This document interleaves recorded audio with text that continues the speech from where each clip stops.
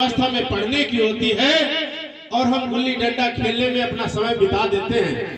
हमारे माँ बाप हमको पढ़ने भेजते हैं और हम आले वाले बहाने बना करके हम स्कूल जाने के बजाय दूसरे रास्ते पर कच्चा गुल्ली डंडा खेलना शुरू कर देते हैं और धीरे धीरे हमारा समय जब बीत जाता है, 40-50 साल हो जाते हैं हमारी उम्र के, तो वही कहावत है का बरसे जब कृषि सुखानी, जब समय पढ़ने का गुजर चुका, आपकी शादी हो गई, ब्याह हो गया और तब आपको पछतावा होता है कि यदि हम पढ़ लिख जाते तो हम भी जज हो जाते, हम भी दरोगा हो जाते, हम भी बुलेट से चलते, हमारे पीछे 4 गनर वाले चलते, हमारी समाज में धाक होती। तो उसी तरह हमारे बीच में आदरणीय जो धम्मदेशक हैं या आदरणीय सुनील यादव जी, बोस जी, हमारे बीच में राम सावले जी हैं, जो आपको जगाने के लिए, आपको जो जागता हुआ व्यक्ति आंख खोलकर जाग रहा है, सो रहा है। सोने 2 तरीके के होते हैं, एक आंख बंद करके सोता है और एक आंख खोल करके सोता है। जो आंख खोल करके सोता है वो उसका जो भविष्य है नर्क में चला जाता है, उसको नर्क मतलब कि गड्ढे में चला जाता है, कुछ नहीं बन पाता है। इसलिए आपको जगाने के लिए आपने धम्मदेशना कार्यक्रम किया और आप लोग आए, बैठे इस कार्यक्रम में, बैठे हुए हमारे पितातुल बुजुर्ग, हमारी माताएं, बहनें, छोटे छोटे बच्चे हमारे साथ में चल करके आए लखनऊ से। आदरणीय रामू गौतम जी जो आपके पड़ोस में बिलखिया गांव में बहुत सुंदर बुद्ध कथा कराए। हमारे बीच में दिनेश कुमार जी जो 2 बार जिला पंचायत सदस्य के प्रत्याशी रह चुके हैं और कभी कभी वोटों से चुनाव जीतते रह गए, विजेता है हमारे बीच में। आदरणीय विक्रम सिंह एडवोकेट जो आपके गाँव में आते जाते रहते हैं, हमारे बीच में साथ में आए शिव कुमार राही जी, और यहाँ पर बैठे हुए सभी आप जो माताएं, बहनें, नौजवान साथी अपना अमूल्य समय, अपनी नींद जो है खो करके बैठे हैं। आपका समय जाग रहा है, आप जाग रहे हैं। और इस जागने का जो कार्यक्रम का उद्देश्य क्या है? ये कार्यक्रम का उद्देश्य ये नहीं कि आपको स्वर्ग मिल जाएगा, ये कार्यक्रम का उद्देश्य नहीं आपको भगवान से दर्शन हो जाएंगे। ये कार्यक्रम इसलिए है कि आपका जो जीवन है, आपका जो भविष्य है, इसका सुंदर स्वर्ण तरीके से कैसे निर्माण हो। इस जो आज तक यहाँ तक पहुंचे हमारे लोग, चाहे महिषासुर हो, हरियाणा के महिषासुर सम्राट हो, चाहे हमारे पेरियार ललाई सिंह यादव हो, ये सारे लोग जो है देश को, समाज को कुछ न कुछ देने का काम किए। 64 बीघा जमीन बेच करके जिंजक कानपुर में रहने वाले पेरियार ललाई सिंह यादव जो गज्जू सिंह के लड़के थे, मूला देवी इनकी माता का नाम था, और जो है अपनी अवस्था में कितना संघर्ष किया, इनके पिताजी ने कितना संघर्ष किया। यदि हम आपको पढ़ लें तो शायद हमारी आंखें खुल जाएं। आज जो थानों में दरोगा को जो वर्दी मिलती है, दरोगा को पानी पीने को मिलता है, दरोगा को रहने के लिए आवास मिलता है, ये किसी और की देन नहीं है, हमारे पेरियार ललाई सिंह यादव की देन है। लेकिन ललाई सिंह यादव थे, इसलिए इनका इतिहास नहीं लिखा गया। इन्होंने 64 बीघा जमीन बेच करके प्रेस खुलवाने का काम किया, अशोका पुस्तकालय बनवाने का काम किया। ये वन रक्षक थे, वन विभाग में गए और वहां पर भी इन्होंने संघर्ष करने का काम किया।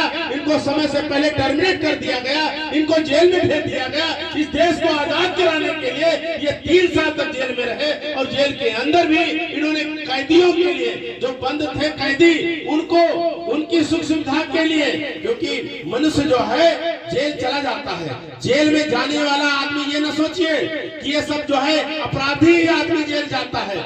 जेल जाता गरीब गुरगा, जो थाने दरोगा को पैसा नहीं दे पाता, जिसकी सरकार नहीं होती है, जिसके एमपी एमएलए नहीं होते, वो जेल जाता है। और जिसके पास पैसा होता है, जिसके रिश्तेदार दरोगा होते हैं, वो थाने में पैसा देकर छूट जाता है। असली मुलजिम बाहर और नकली मुलजिम जेल के अंदर। एक डकैती पड़ जाए तो समझ लीजिए कि एक थाने की कमाई 50 लाख रुपए हो गई। कहेंगे 50 लाख कैसे हो गई?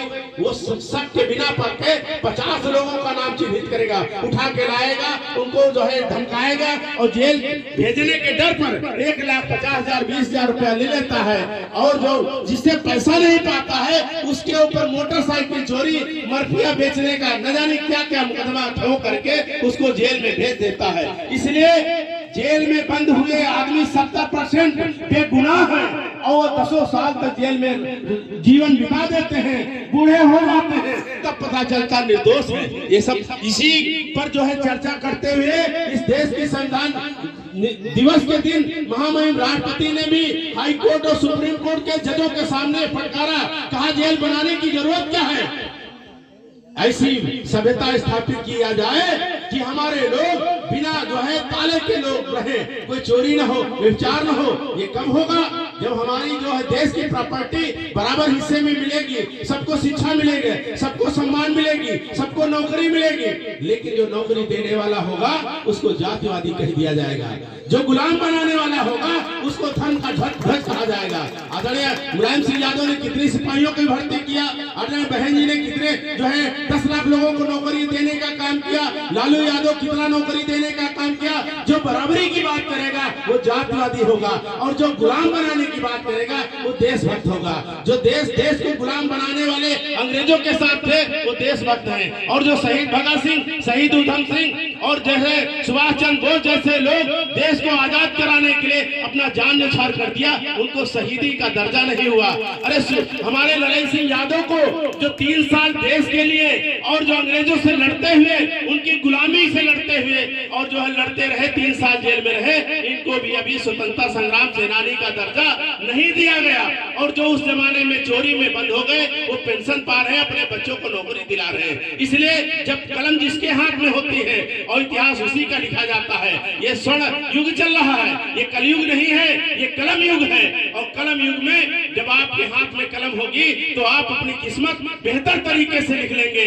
आज आदरणीय अखिलेश यादव 3 बार के मुख्यमंत्री मुलायम सिंह यादव के लड़के हैं, लेकिन जब आवाज छोड़ते हैं तो उनका आवाज गाय के मूत्र, 54 किलो गाय का मूत्र जो है गोरखपुर से लाके धुलवाया जाता है, ये उनका आवाज नहीं धुलवाया जा रहा है। इस देश के दबे कुचले पिछड़े यादव कुर्मी कहिर गड़रिया तेरी तमोली नाई भुजी कहा लोहार सुनार चमार पासी नट कंजर बढ़िया, ये सारे लोगों का आवाज धुलवाया जा रहा, उनको उनकी हैसियत दिखाई जा रही। अगर आज भी आंखें हमारी ना खुले, ये राष्ट्रपति रामनाथ कोविंद को पुष्कर मंदिर में सीढ़ी पे बैठा के पूजा नहीं कराई जा रही। इस देश के पूरे संपूर्ण समाज को जो धर्म के नाम पर न्यौछावर हो रहे हैं और अपने अधिकार देने वाले हैं, उनकी बेइज्जती हो रही। इसलिए इसको समझिए, ये धर्म नहीं है, धंधा है, और पढ़ा लिखा भी अंधा है। इन्हीं बातों के साथ हम अपनी वाणी को कम है और कथावाचक जी सामने बैठे हैं, आप उनकी बात को सुने।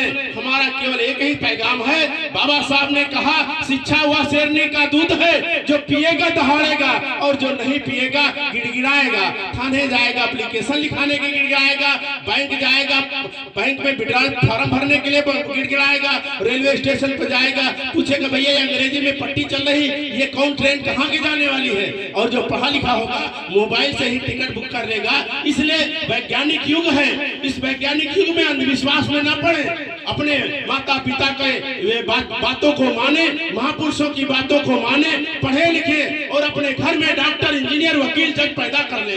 यदि एक एसडीएम हो जाएगा आपके गांव में, एक डॉक्टर हो जाएगा आपके गांव में, एक वकील हो जाएगा आपके गांव में, तो किसी की हैसियत है जो आपके जो है रिश्तेदार नातेदार तक के जो है आपके साथ अन्याय कर सके। इसलिए हमको जो है अंधविश्वास पाखंड में जो है से बचने की जरूरत है और पैसे को बचाने की जरूरत है। महिलाओं को भी अंधविश्वास से बचने की जरूरत है, अपने पैसों को बचाने की जरूरत है, अपने बच्चों को पढ़ाने की जरूरत है और दारू शराब से भी दूर रहने की जरूरत है। छोटी छोटी बातों में झगड़ा ना करें, आपस में भाईचारा बना के रखें। ये झगड़ा कराने वाले लोगों को दफन करना है, इसलिए आपस में रहना है। इन्हीं बातों के साथ एक बार हम तथागत बुद्ध, ज्योतिबा राव फूले और साहू जी महाराज, बाबा साहब अम्बेडकर, ललन सिंह यादव, गज्जू सिंह चौधरी, महिषासुर यादव सम्राट, सभी महापुरुषों को नमन करते हुए, मुलायम सिंह यादव, रामसेवक यादव और जो है सभी महापुरुषों को नमन करते हुए और इस धरती को नमन करते हुए, आप लोगों के नमन बंदन करते हुए अपनी वाणी को विराम देते हैं। हमारे बीच में मास्टर साहब राजेश भाई भी जो बैला मऊ के रहने वाले हैं और ये